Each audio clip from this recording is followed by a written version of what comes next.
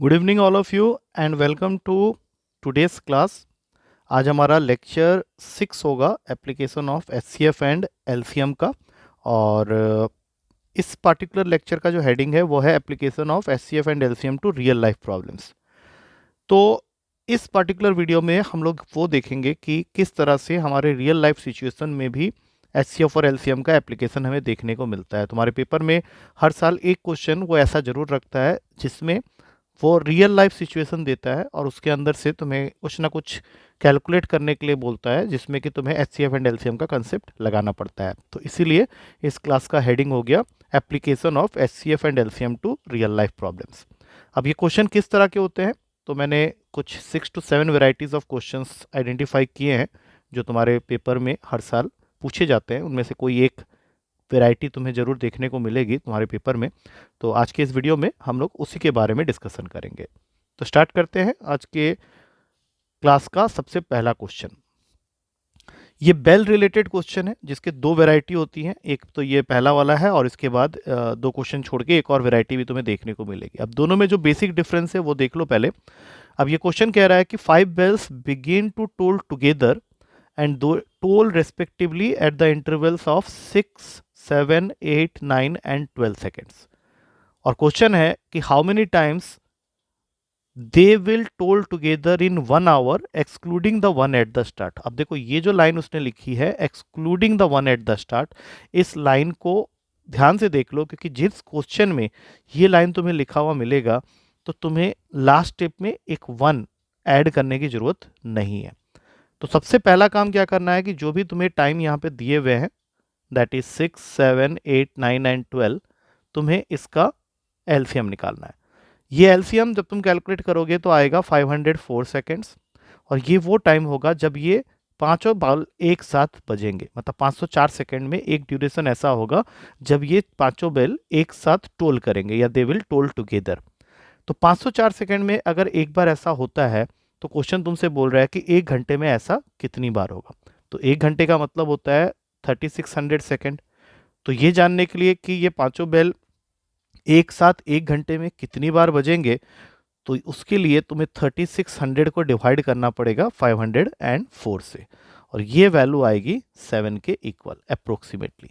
इसका मतलब है कि तुम्हारा जो total times they will toll together in 1 hour excluding the one at the start वो 7 हो जाएगा। और अगर इसी क्वेश्चन में वो तुम्हें excluding the one at the start नहीं लिखा हुआ कहता या नहीं लिखा हुआ होता, तो तुम्हें इस 7 के साथ में एक +1 और करना होता, that means by considering the time at the start. तो वो क्वेश्चन भी अभी थोड़ी देर में आ जाएगा। नेक्स्ट क्वेश्चन है जो कि अगेन बहुत इंपॉर्टेंट क्वेश्चन है। उसने तुमसे पूछा है कि what is the least number of square tiles required to pave the ceiling of a room 15 metre 17 centimetre long and 9 metre 2 centimetre broad. मतलब तुम्हारे पास में एक रूम की सीलिंग है जिसकी लेंथ दे रखी है तुम्हें 15 मीटर 17 सेंटीमीटर और जिसकी ब्रेड्थ वैल्यू तुमको दे रखी है 9 मीटर 2 सेंटीमीटर। तुमको क्या करना है कि इस सीलिंग को कवर करना है या पेव करना है विथ स्क्वायर टाइल्स। लेकिन ये स्क्वायर टाइल्स तुम्हें कितने लगाने हैं, जितने मिनिमम लगा सको। तो उसके लिए ज़रूरी ये है कि जो भी तुम स्क्वायर टाइल लगाओगे उसके साइड के बारे में तुम्हें पता होना चाहिए। क्योंकि अगर इस क्वेश्चन में तुम्हें स्क्वायर टाइल की साइड दे दी गई होती तो तुम सीधा एरिया ऑफ द फ्लोर और area of the square tile को आपस में डिवाइड करके नंबर ऑफ स्क्वायर टाइल्स निकाल सकते थे। बट उसने तुमको स्क्वायर टाइल्स की साइड नहीं दी है, बदले में उसने बोल दिया है what is the least number of square tiles. तो हमेशा याद रखना इस क्वेश्चन में तुमको least number of square tiles निकालने के लिए जरूरत पड़ने वाली है maximum side of each square tile. और वो maximum side of each square tile तुमको तभी मिलेगा जब तुम एचसीएफ निकालोगे इस रूम के सीलिंग के लेंथ और ब्रेड्थ का। तो लेंथ और ब्रेड्थ के जब एचसीएफ की वैल्यू तुम निकालोगे तो that value is nothing but the maximum side of each square tile. और एक बार तुम्हें maximum side of each square tile पता चल गया तो कितने स्क्वायर टाइल लगेंगे, that means n will be equals to area of this rectangular ceiling, या यहाँ पे मैं लिख लेता हूँ area of the ceiling upon area of each square tile.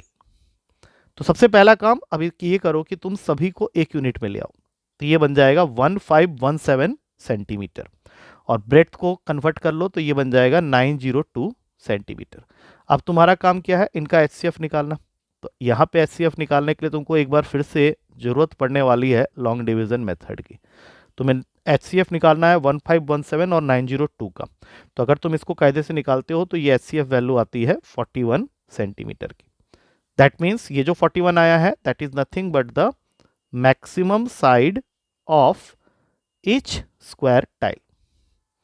अब अगर तुम्हें ये पता करना है कि ऐसे कितने स्क्वायर टाइल लगने वाले हैं, तो इस फॉर्मूला के according area of the ceiling हो गया 1517 इंटू 902, और area of each square tile हो जाएगा 41 इंटू 41, क्योंकि इच स्क्वायर टाइल का साइड जो है वो 41 का है, और एरिया ऑफ स्क्वायर होता है साइड स्क्वायर।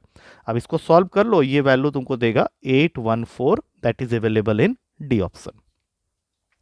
अगला क्वेश्चन है again a real life situation है कि तुम्हारे पास में 21 मैंगो ट्रीज है, 42 एप्पल ट्रीज है और 56 ऑरेंज ट्रीज है, और तुम्हें इन ट्रीज को प्लांट करना है in rows such that each row contains the same number of trees of one variety only. मतलब तुमको ये ट्रीज प्लांट तो करना है रोज में, लेकिन दो कंडीशन उसने डाल दिया है। सबसे पहला कंडीशन कि हर रो के अंदर जो ट्रीज लगेंगे वो इक्वल क्वांटिटी के होने चाहिए और सेम वेराइटी के होने चाहिए।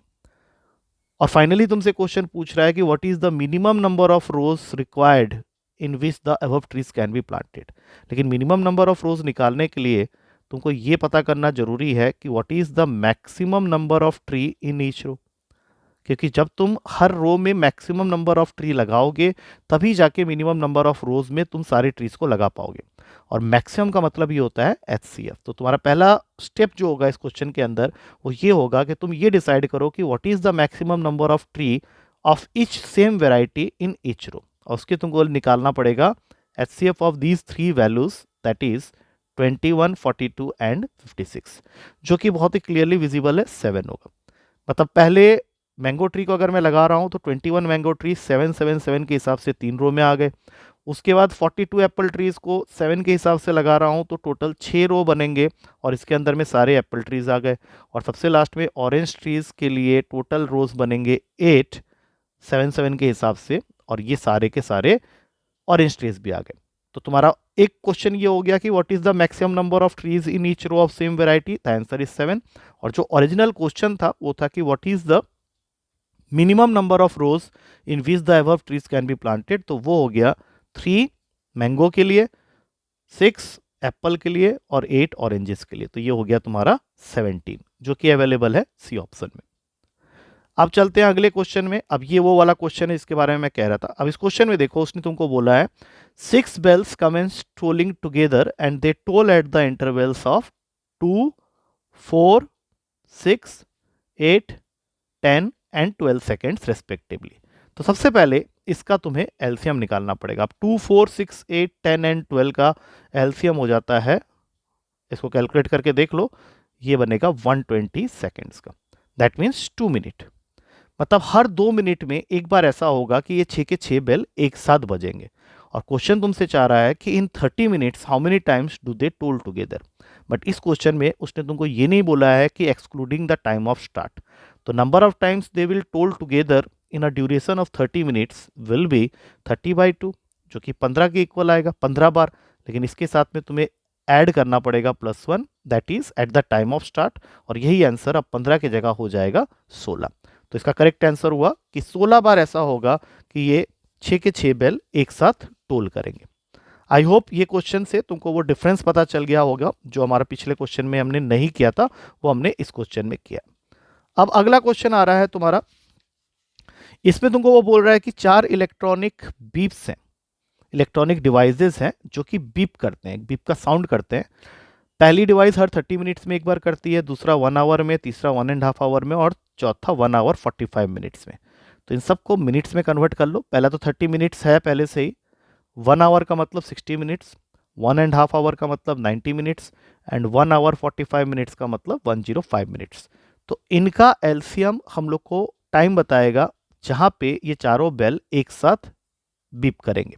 तो 30, 60, 90 और 105 का एलसीएम निकालोगे तो वह आएगा 1260 minutes, that is equivalent to 21 hours. मतलब हर 21 घंटे में एक बार ऐसा होगा कि ये चारों बेल एक साथ बीप करेंगे। तो तुम्हारे क्वेश्चन में फर्स्ट कलेक्टिव बीपिंग टाइम दिया हुआ है 12 नून, मतलब दोपहर के 12 बजे पहली बार ये सब लोग एक साथ बीप किए थे। अब इसमें 21 घंटे और ऐड करने हैं। अब अगर तुम इसमें 21 घंटे ऐड करते हो तो 12 नून में 21 घंटे ऐड करने का मतलब है कि एक तो तुम्हारा 12 रात का बच जाएगा और 9 सुबह के बच जाएंगे। 12 + 9 9 AM, ये तुम्हारा करेक्ट आंसर होगा, क्योंकि 21 घंटे का मतलब हो गया सुबह के 9 बजे। उसके बाद नेक्स्ट क्वेश्चन है कि ए बी एंड सी तीन इंसान है, they start at the same time in the same direction to run around a circular stadium. मतलब तीन इंसान एक साथ स्टार्ट करते हैं एक ही पॉइंट से एक सर्कुलर स्टेडियम के चारों ओर दौड़ना, चारों ओर नहीं, उसके गोल गोल घूमना। पहले वाले को स्टार्टिंग पॉइंट में दोबारा आने के लिए लगता है 252 सेकेंड, बी को 308 सेकेंड और सी को 198 सेकेंड। तो क्वेश्चन ये पूछ रहा है कि after what time will they meet again at the starting point. तो सिंपल सी बात है कि तुम इन सारी वैल्यूज का एलसीएम निकाल लो, वही तुमको वो टाइम देगा जहाँ पे ये सब एक साथ फिर से मिलेंगे। तो एलसीएम ऑफ ये तीनों वैल्यूज जो है 252, 308 एंड 198 कैलकुलेट करने पे आएगा 2772 सेकेंड्स।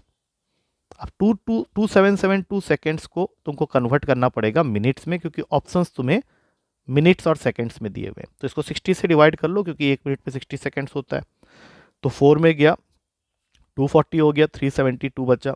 अब 6 में 360 हो जाएगा, 12 बचा। तो 46 मिनट्स कंफर्म है, प्लस इसमें ये जो 12 बचा हुआ है वो सेकेंड्स है। तो 46 मिनट्स 12 सेकेंड, ये ऑप्शन अवेलेबल है डी ऑप्शन में। So D is the correct answer. अब चलते हैं, ये तुम्हारा आखिरी क्वेश्चन होगा। ये ट्रैफिक लाइट के क्वेश्चन है, जिसमें लिखा हुआ है कि traffic lights at 3 different road crossings change after every 48, 72 and 108 second respectively. और अगर ये तीनों एक साथ चेंज होते हैं पहली बार 8:20 और 0 सेकेंड में, तो अगली बार ये फिर से कब अगेन साथ में चेंज होंगे। तो अगेन फॉर्मेट वही है, खाली लैंग्वेज को थोड़ा इधर उधर कर दिया गया है। तो सबसे पहले 48, 72 और 108 का एलसीएम ले लो। जब तुम ये एलसीएम कैलकुलेट करोगे तो ये कैल्शियम आ रहा है तुम्हारा कैलकुलेट करने के बाद 432 सेकेंड। तो 432 सेकेंड का मतलब हो जाता है, अगर तुम इसको मिनट्स और सेकेंड्स में कन्वर्ट करो तो 7 मिनट 12 सेकेंड। तो 8:20 और 0 सेकेंड में तुम ये 7 मिनट और 12 सेकेंड को ऐड कर दो, तो ये टाइम आता है 8:27 और 12 सेकेंड। मतलब अगर ये तीनों लाइट्स एक साथ चेंज हुए थे 8:20 और 0 सेकेंड में पहली बार, तो अगली बार इसका मौका लगेगा ठीक 7 मिनट 12 सेकेंड के बाद, that is 8 hour 27 minutes and 12 second. तो ये मेरे ख्याल से अवेलेबल है बी ऑप्शन में। So that will become the final answer. So I hope with this we come to the end of the discussion of this particular question session. अब इसके बाद हमारा एचसीएफ एलसीएम में एक वैरायटी की question रह जाती है, that will be our final lecture, that will be the questions based on HCF and LCM finding of polynomials. तो पॉलिनोमियल्स में किस तरह से हम लोग एचसीएफ एलसीएम निकालेंगे, यही हमारा हेडिंग होगा अगले पर्टिकुलर लेक्चर का, जो कि एचसीएफ एलसीएम का लास्ट लेक्चर होगा। तो इन सारे क्वेश्चंस को एक बार ध्यान से देख लेना, क्योंकि मैंने क्लास के स्टार्टिंग में बोला था कि इसमें से एक क्वेश्चन पक्का तुम्हें पेपर में मिलना ही मिलना है। तो अगर तुम ये 6-7 वैरायटी के क्वेश्चंस करके जाते हो तो definitely you can do the question which will be asked in your paper. तो कल मिलते हैं फिर नेक्स्ट वीडियो के साथ में। Till then take care and thank you to all of you.